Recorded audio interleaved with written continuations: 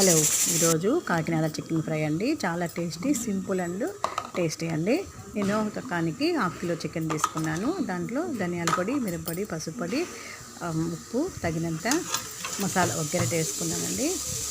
వాటిని బాగా కలుపుకొని తగినంత పచ్చిమిరపకాయలు, స్పైసీకి తగ్గట్టు పచ్చిమిరపకాయలు, కొత్తిమీర, కరివేపాకు, పుదీనా వీటిని బాగా వేసుకొని కలుపుకొని ఒక టీ గ్లాస్ వాటర్ పోసుకొని 3 విజిల్స్ పెట్టుకోండి. 3 విజిల్స్ పెట్టాక దాన్ని ఇట్లా మళ్ళీ స్పైసీస్ ఏం అవసరం లేదండి. మసాలా నూరుకున్నప్పుడే స్పైసీస్ అన్నీ నూరుకున్నాం కాబట్టి స్పైసీ కూడా తక్కువ అండి ఈ చికెన్కి ఫ్రైకి.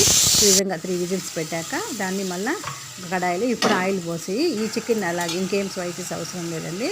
ఈ విధంగా మసాలాను అట్లాగే వేసుకొని చికెన్ని ఈ విధంగా మసాలా కొంచెము డ్రై అయ్యే వరకు ఒక 10 మినిట్స్ బాగా ఫ్రై చేసుకోవాలి. ఈ విధంగా దీంట్లో తగినంత మిరియాల పొడి, పుదీనా, కొత్తిమీర ఉంటే వేసుకోండి.